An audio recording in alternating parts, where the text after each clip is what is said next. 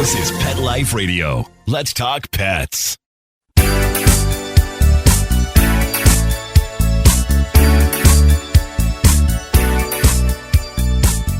Hello, you're listening to Animal Party on Pet Life Radio with me, Deb Wolf.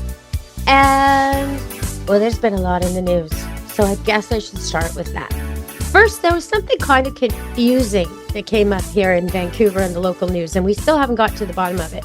But there was this news on TV 2 nights ago, I think it started, and they were interviewing the victim, which is a man who's already disabled, and he was walking his dogs through the woods in a perfectly nice trail on Vancouver Island somewhere. And this is awful. Okay, so he's got 2 dogs. One looks like a shepherd cross of some kind, medium size, and the other looks like a lab. But if you really look closely, it's a pit bull lab. At least that's what I think. Anyhow, so he says he's wandering around and he has these 2 nice dogs and they're off leash and they're both very friendly. And all of a sudden he can tell that there's something wrong with one of his dogs. It's disappeared in the woods. He goes to find it a few feet away and it's been hacked very, very badly by a machete. And there's a man standing there with the unsheathed machete. And the victim, the man who owned the dogs, reports that he's with a woman and the woman is laughing, like as if this is funny, as he's basically trying to kill his dog. So he gets the dog out of there and gets it to vet emergency and it undergoes all this surgery and the dog is fine. Okay, so the dog is okay. He's wearing a cone collar. He's going to be okay. So the news story was all about, how these suspects attack this dog and be mindful if you're a dog walker, watch out when you're in the woods. Maybe somebody with a machete is some crazy person who's going to come. And so that was kind of the way the story was playing for a day or two. And then the police investigated it more and released official statements about it, saying that actually the dog attacked the man. Now, why the man would have an unsheathed machete in the woods is kind of confusing to me. You don't really do that here. So, I mean, maybe pepper spray or bear spray if you're worried about being attacked by a dog, maybe a big stick. And why are you worried about being attacked by dogs? And then, so according to the person who injured the dog attacked them. He saw this pit bull come out of nowhere and attack them, and so he swung at it. So they're not going to charge this guy. And I'm just like kind of perplexed. What really happened there? What was really going on there? Did the dog bark at them? Did the dog scare them? Was the guy carrying a machete because he'd been attacked before? What is going on with this story? Something is missing. And I find lately in the news, when I watch the news, oftentimes, if I ask the question, what, where, when, why, how, I'm not getting all the answers. I'm left going to the internet to find out where did that happen? Who was involved? And I'm kind of tired of that. I don't understand why journalists aren't covering the stories the way they used to.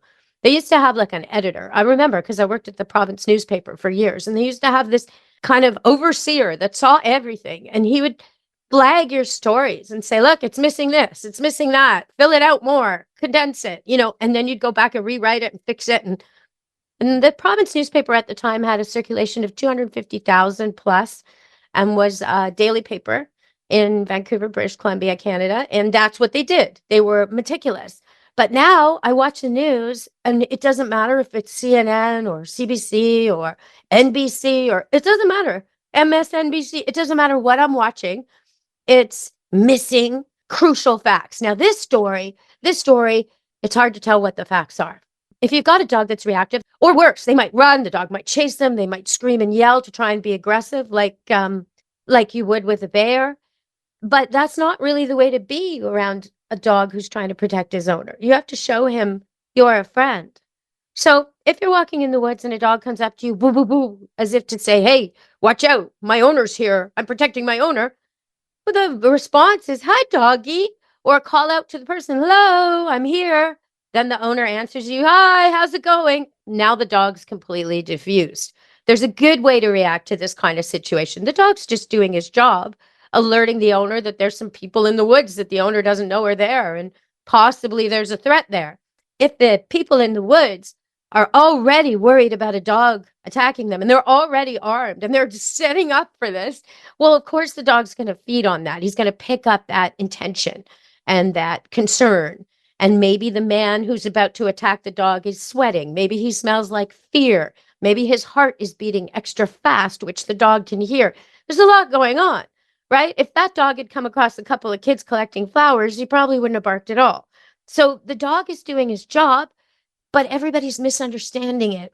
And if I find out more information, and I will be looking, I will report back to you all at Animal Party Pet Life Radio, because I really want to know what happened, the truth of what happened with these people. Now, the owner of the dog, was on disability, and I really want to commend the veterinarian who operated on the dog with no charge to remedy the situation, save the dog's life. A machete wound on a dog's neck is extremely severe. You could easily kill a dog that way. So it's really bizarre that this happened. But I wanted to just detail it a little bit and to just let you know that I will be following up. Okay, we're going to go to a quick break and come back on Animal Party Pet Life Radio with some more news, and some of it's feel good, so stay tuned.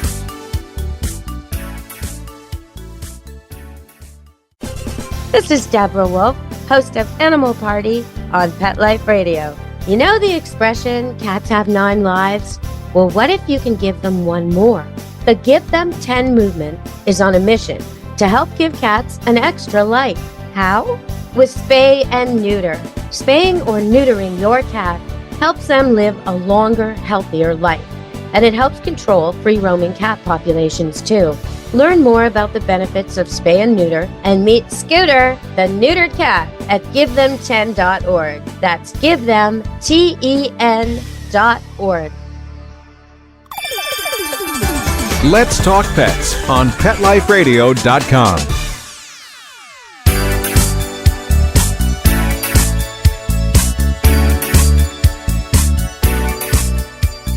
Hello, you're back on Animal Party Pet Life Radio. There's a lot of news going around, animal news, so we're going to spend a show kind of covering most of that. There's been so many topics that have come up in the last few weeks, and I feel like I got to clear them off my desk before I can do another show with a guest and talk about the guests' goings on. So for now, we're going to go through the news a little bit, a little rundown. And there was something I just caught that I thought was a beautiful sentiment. There's an organization called Gaia, and they bring horses and dogs and different animals to children who are very, very sick. And one of the kids is quoted. I saw her on the news, and I was just I almost got teary over this one. She's probably not going to live long. She's a little girl, and she's pretty sick, and she's in the hospital, and she's hugging this dog, and they interview her, and they say, "What's this like for you?" basically. And she answers, she says, "This dog is my pain medicine without tablets." I just thought that was brilliant. So I wanted to share that with you because that's what a good service dog does. Now, speaking of service dogs, a blind woman was refused a ride with a seeing eye dog. Now, this could be anywhere. It was in the Lower Mainland where I live, but it could have been anywhere. It's still happening. So if you're ever in a situation where you're trying to board a bus or a plane or get into a taxi and you see, because you've got sight, you see a person without sight trying to get in with their seeing eye dog and they're being interfered with, stick up for them. That's what we need to do. We need to say to that bus driver, taxi driver, stewardess, whoever it is, flight attendant, whatever, hey, this person is seeing impaired. They have a right to bring that dog on. Now, I know there's a lot of people bringing dogs and cats and ferrets and who knows what on, saying they're service animals, saying they help them with their anxiety. But this is something else. This is someone with a registered, certified, fully trained dog. It's not going to cause a problem anywhere. And the person has a right. A right. It's not a privilege. It's not a, oh, well, if we feel like it, if there's enough room. No. A blind person with a registered service dog has a right to travel with that dog, a right not to be separated from that dog. So please, everybody, if you care about people and you care about dogs and you want the world to run better, stand up for these people because they need your help when they're being refused entry. You know, they get these terrible hassles, right? They have to rebook the flight. They can't go. They miss their events. It's already hard enough for a seeing impaired person to travel, but they add extra obstacles when they refuse them like this. And in the end, yeah, maybe if they have enough money and connections, they can sue, or maybe they can make a big stink with the press and get some money back. But honestly, they'd much rather just make the flight. So if you can help them by saying, hey, this person deserves to ride, let them on. it'll help them so much. So let's stand up for people with true, legitimate, certified service dogs who want access, because it's the right thing to do. It's the right thing to do. All right, we're going to go to another break and come back and talk about some more news and a little bit of dog behavior on Animal Party Pet Life Radio. Stay tuned. Need the perfect gift for the cat lover in your life? Check out ComfortDiva.com. We have cat-tastic gifts to make you smile, like cat-themed tote bags, kitchen towels, quirky mugs, and stylish t-shirts. For holiday gifts or anytime, ComfortDiva.com has it all. Treat the cat lady in your life to something pawsome and save 20% with coupon MEOW20. Visit ComfortDiva.com today, because every cat lover deserves a little comfort. ComfortDiva.com, where comfort meets catitude. Let's talk pets Let's talk pets on Pet Life Radio. Pet Life Radio. PetLifeRadio.com.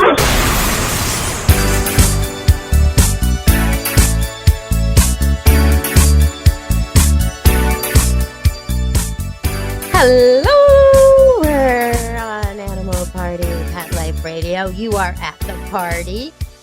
And I saw an interesting quote from a dog trainer that I thought I'd share with you. He said that letting your dog out in the same yard alone every day is like you trying to read the same book over and over and over.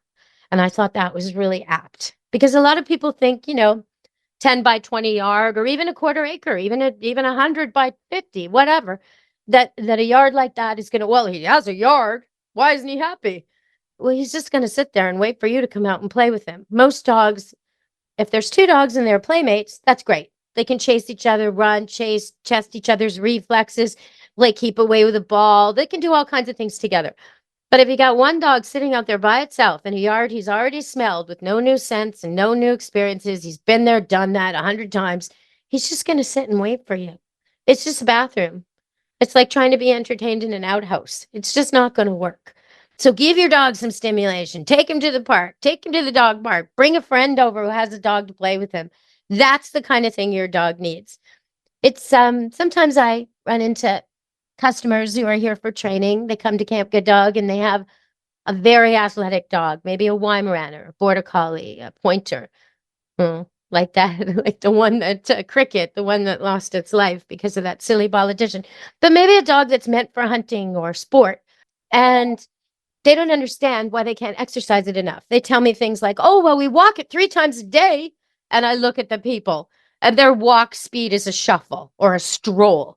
They're overweight or elderly, or they just not very fit people. And they got this like major athlete on 4 legs in the prime of his life. The only way you're going to run that dog till he's happy and content is with other dogs, or with a ball, or with a game off leash. You got to find a place to let him swim or run or fetch. Chuck it. Use the chuck it tool so you can chuck that ball way farther than your own feeble arm will do, because that dog needs more than what you can give it. And once you are giving it the exercise it needs, all your behavior problems disappear. He's hyper around the house. He runs out the front door. He won't come when called at the end of walks. He pulls on a leash. He jumps up on people. All this stuff is gone when the dog isn't so dying for a workout, when he's tired and he's sleeping. He's a really good dog. So that's what I would suggest for you. Now, I've had a dog here recently, a dog called Onyx that was boarding here. And, he was said to be very nervous and hand shy. And it was really interesting to me that the way to work this dog was not to necessarily to put him on leash, not necessarily to pull him at all or go near his collar. So he obviously has some issues, like someone's grabbed him too hard or done a surrender hold, or something happened to him that he doesn't like to be grabbed or pulled. So as soon as I figured that out, I just sent the word to all my staff, hey, baby talk this one. So what you do is you walk up to him, and as he sort of slinks back, like his normal reaction, instead of reaching to him, which will make him slink back further, you keep your body still and you just start baby talking. Oh, what a good boy. It's so nice to see you. You want to go for a walk? I think you do. Oh, you're so cute. and you say his name and you tell him he's a good dog, shaking himself. Maybe he yawns or sneezes. He's changing his mood now. And he starts to sort of get a little frisky feet. And now he's right beside you. Now he's ready to go out with you. So a lot of times it's about what happened before and just setting up a new situation where the dog knows, wait a minute. Oh, this is different. Oh, this is the walk voice. This is the happy voice. This is the voice I want to obey. I want to hang out with you, you nice person that's baby talking and so happy. So try to set the mood with your voice. Dogs are very, very sensitive to sound. And, oftentimes I'll be working with someone who's training their dog, and I notice that the voice they use for good dog and the voice they use for is kind of the same. So in other words, they'll use a very gruff voice to, you're a good dog, you're a good dog. And then when the dog's bad, no. Well, it's really hard for the dog to distinguish. Instead, if they say, you're a good dog, like that, and when it's doing something they don't like, the correction is no. Then, okay, now the negative sounds like a growl, just like a mama dog or any dog would do. It sounds like a negative sound. No. And the happy sounds so positive, it can't be mistaken. So that's what you want to do. Use your voice when you're working with animals. Use your voice to set the tone, and you'll get way better reactions. Okay, one more extra tip is what you're thinking the dog picks up on. So this is kind of hard to explain because some people think I'm saying that dogs have telepathy, and I probably am saying that.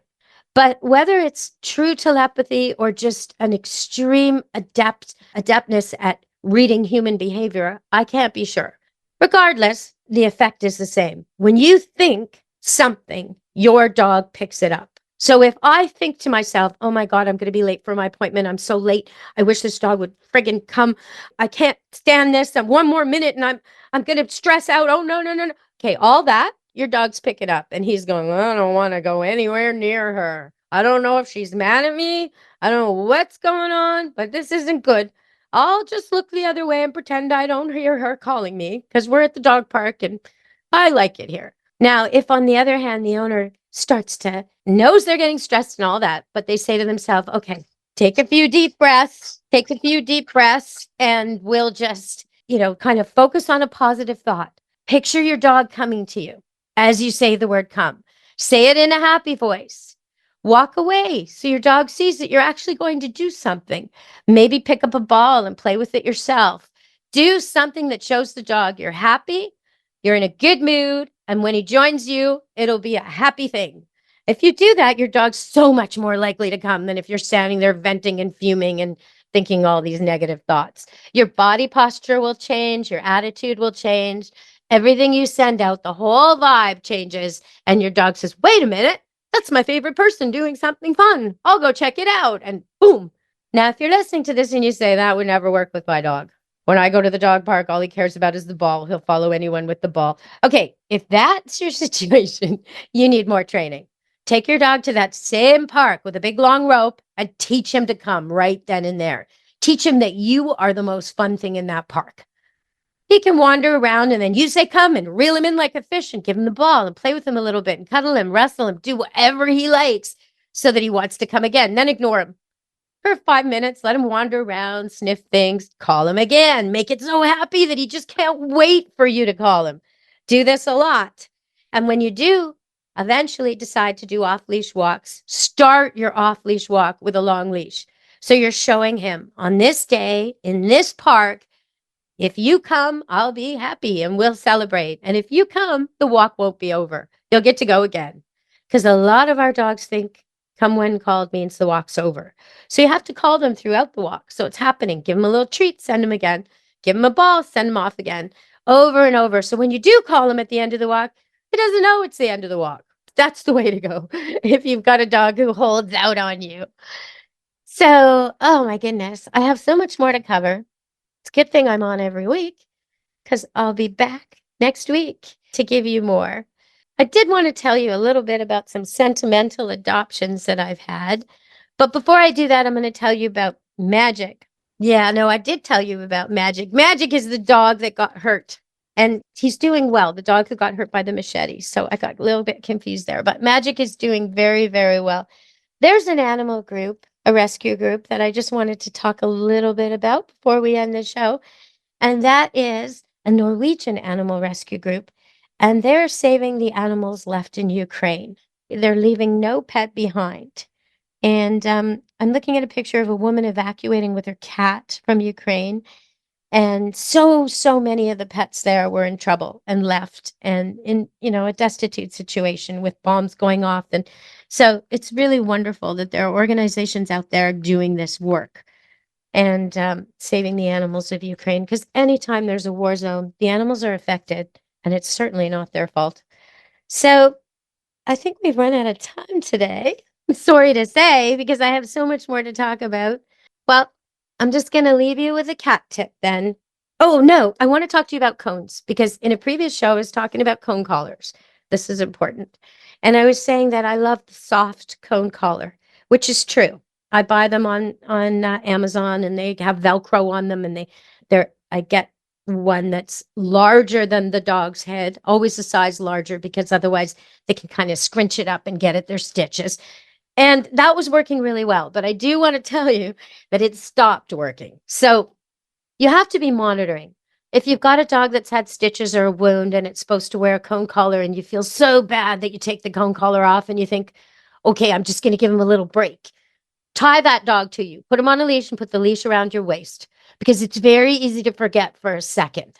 And the dog goes out to the bathroom, or he goes into another room and rips all his stitches out.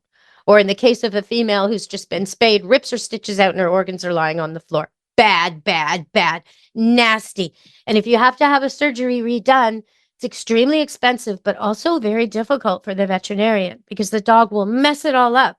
And then there's very little skin tissue left to tie to secure the wound at the end.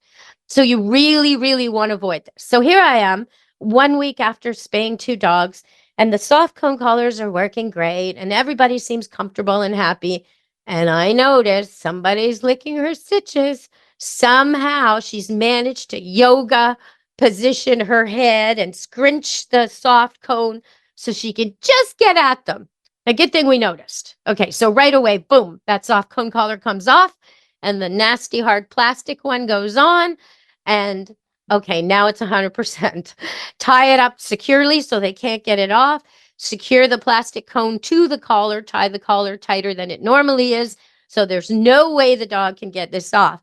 And I did some further insurance. I used duct tape where all the clasps connect.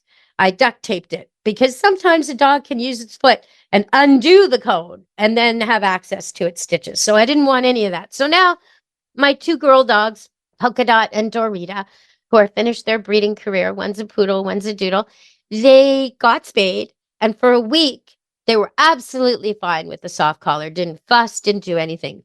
But that's the thing. When the stitches are new, they don't itch so much. At about 7 days, they start to itch like mad, and the dog wants to get them out. So even though your dog may have not fussed at its stitches the first week, you really got to watch it at around day 7. So day 7, mine went, or I think it was more like day 10, mine went into the plastic cones. And tomorrow they get their stitches out and they can be cone free. So they'll be very, very happy. But it's super hard for the owner to endure this. You so want to take the cone off. And I just had to, no, I'm not taking these cones off. I'm not risking the stitches being removed. We're going to make it to the 2-week mark, take them back to the vet and get it done properly. So I do recommend for all you out there who are listening, if you've got a dog that picks at itself, if you've got a dog that's never had surgery before and you don't know, if you've got a dog that seems calm with its stitches in the first week, be on the lookout for the fact that they might start fussing and scratching and trying to pick them out after that. And you just don't want that. And they're out of it. They never have to have it again. It's over. They hang into the back of your legs and they make all kinds of noise, and the dogs can't quite get up on furniture the same way, and they can't get in and out doggy doors. But this too shall pass, okay? It's worth enduring till the end. If any of you want to see a picture of my dogs in cones, we're going to post it with this show. And I actually decided this time to see what it was like. You know, I've put cone collars on dogs for years. Every time they have something they're picking at or have a surgery, right? But I've never worn one myself. So I decided, how bad is this thing to wear? So I put one on myself. I took a picture with the 2 dogs. I think they thought it was hysterical. Both of them were really play acting when I did this. But yeah, it's really not very pleasant, honestly. It's very hard to see. Your peripheral vision is cut off completely. You have to lift your head to do anything. It's not heavy exactly, but it's a little bit scratchy. Now, granted, I don't have fur, so it scratches on my neck and my hair. It was really quite uncomfortable.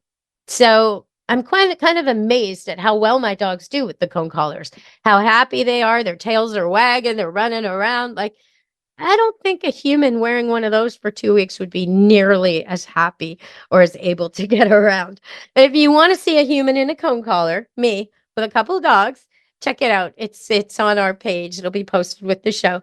And I think it's often good to try to see what your dogs see, feel what your dogs feel.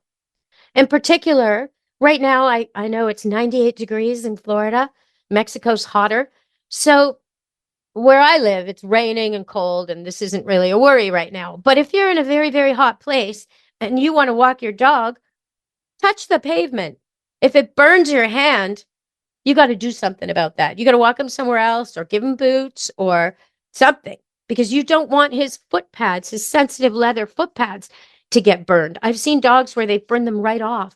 And it's a very difficult injury to recover from, because every time they walk on it, they re-injure. So be very, very careful. Try to avoid the heat of the day. Walk your dog in the early morning or the evening when it's cooler, especially if it's an old dog. If your dog's over 8, it has no business being out at noon on a sunny, hot day when it's 100 degrees.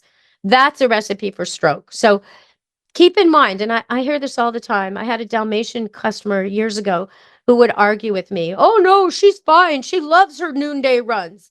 And I kept saying to him, well, that may have been true when she was 4 or 5 or 6, but she's 11 now. And she's only keeping up with you out of duty. She does not want to run in the heat of the day during a heat wave. That's not what dogs do. In the wild, they don't do that. They stay in the woods. They avoid hot sun. They just don't do that. They do their major trips dawn and dusk. They don't play in the heat wave in noon. So just because you love the sun doesn't mean your dog does. And that particular Dalmatian had a stroke, a heart attack and stroke during a run after I'd warned him. So really, it survived, but was never the same. So I want you all to know that the heat is a serious thing for dogs. They're wearing fur coats. They don't have great temperature control. They need shade, they need water, and they need cool place to walk.